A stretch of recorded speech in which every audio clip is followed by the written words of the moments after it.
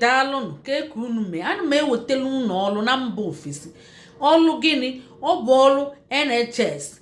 Kedu ndị nọba anyị chọrọ ịbịa ọlụ sponsorship? Ọlụ NHS na-eweta ọkụ kịta. Ọ bụ National Health Service.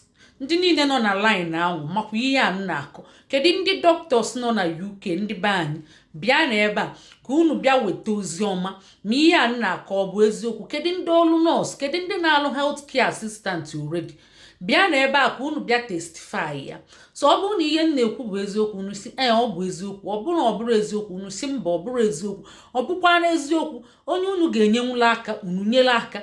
Unu nwekwa ike isi m enyenwulu mmadụ aka wee meelie application na-elink ya na-elink ya.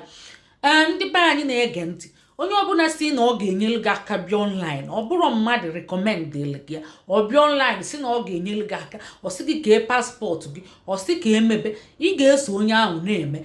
Mana ọ sị gị weta ego kpam n'aka ya ka o wee mee nke a mee nke a, ị ga-asị ya mba. Maka ndị ọrụ NHS ya ọ bụ fanwa takes over. Ndị individual companies ya private company akọtụchagova maka fa na-eme gịnị wuruwuru nwagomago. Gọọmenti wezieli nye n'aka NHS nke national fa ọma na fanwa bụ gọọmenti na-akọntrol ya. So fa anara ana sisi kọpọ afọ ọ bụ onye meritrie, anara asị ama m mmadụ ka enyi ọlụ ama m mmadụ. Ọ bụ merit, imerit kwere na-enye gị ọlụ.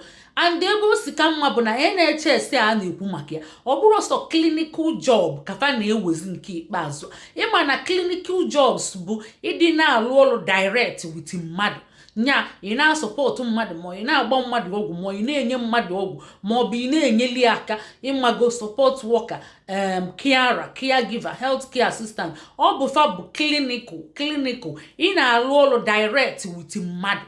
Mana o nwezi ọlụ NHS ịmana fa nwere cleaning, ị na-alụ ọlụ with ịmago floor gị na aja a na-alụ. Ọ bụrụ mmadụ ka ị na-alụ direct. O nwee pọta bụ etritiche mmadụ ndị ya na-akwa na bed, onye ahụ abaa na wheel bed, ịkwali akwati ya n'ọnọdụ ebe o kwesịrị ịnọ.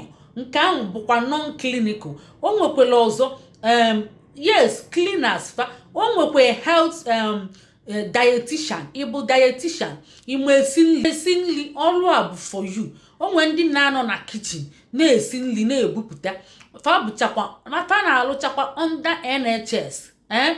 Ma ndị na-alụ hostess, hospital hostess bụ ndị siche nri. Ọ bụ unu ka a na-ebunye unu bịa na-ekezi nri eke. Ọ bụ fa ka a na-akpọ hospital hostess. Ọ nọkwa under NHS. Fancha nọchana ya, mana ụfọdụ ekwuo NHS echie n'ọsọ abịa na-agba ọgwụ, a na-enye ntụtụ, a na-enye ọgwụ, a na-asọpọtụ mmadụ. Mba, fancha nọkwa under sponsorship kịta.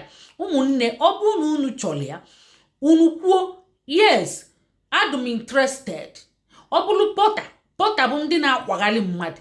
Ọ bụrụ ndị hostess ya, isi na ịchọ hostess ya. Ọ bụrụ na ịchọrọ cleaning ya, fancha na-enye sponsorship kịta. Unu chọọ link ya, mma ewetakwala unu link ya. Ọ bụ onye merit yenye ya CV kwuo okwu ọfụma, gosi na ịma nke ekwe na-akụ. Igosi na ị nwere experience n'ihe ahụ, iwetekwa na akwụkwọ ya afụ ya okwu ọfụma karịa ndị ọzọ ewee gị. Ọ bụrụ mmara ma o nyere fa anara eme nke ahụ. And onye sikwa gị weta ego, ị ya asị ya mba. O ya asị gị ngwa visa gị elugo now jee tinye akwụkwọ na visa. Ije na visa office na embassy, odoga anya nọ na embassy ka ị na-eje ma ọ bụ link. Ọ bụrụ na o nyezi na nya ọ na-aga ide gị sị gị link a ka isi ga akwụsị ụgwọ visa fee gị ma ụgwọ nka, ị ga-eweli nyeche ndị niile mmanya travel. Ọ bụ eziokwu na link a ka eji akwụ ụgwọ visa fee.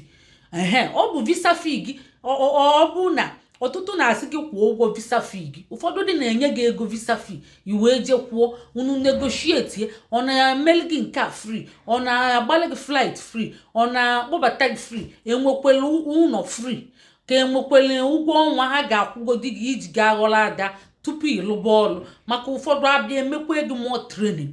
Ma ndị nọ ebe a, ị ga-eswitch nwuto another ọkwa ifuru charity a ka m rapụgodi nke charity ka anyị kwuchie nke NHS.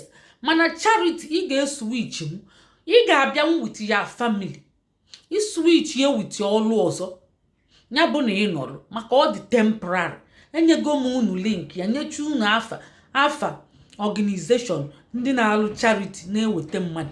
Ọ bụrụ na ị chọrọ ya ọzọ na ofu na-erigo gị, ime ka mmadụ nshi akwala unu link ya ọzọ. Ndị charity na-enye ọrụ ịbịa ọ dị temporary 1 year elube kaba switch eto more temporary one ị ga-allow. Ọ bụrụ na ị switch ọ ga-enyekwa gị nsogbu ịnaba. So ndị NHS a ka m na-agbado okwu maka anyị niile nọ n'ofu line ahụ. Ndị be anyị nọ na line NHS dị too much. So unu pụta ka unu nyere ndị be anyị aka, pụta n'igwe. So mma abịakwa wee mezielu unu tutorial anya unu chọrọ ya. Ọ bụrụ na unu chọọ ka anyị mee tutorial anya, unu kwuo onye unu si yes ị chọrọ nke agwachago m unu afa ọlụ dị available kịta. Ikwuo nke ị chọọ ị ga-emenwu. Ma healthcare assistant dị ya, ma support worker, ma carer, ma caregiver, ma doctors, ma nurses, ma lab scientist, ma porter, ma hostess. Fancha nọcha na ya. Ka m rapụgodo unu kịta, ndewonu, ka emesịa ka ọ dị na mgbe ọzọ. Kesee na ihe anyị ma nye na anyị akara efu n'anya. Daalụnụ.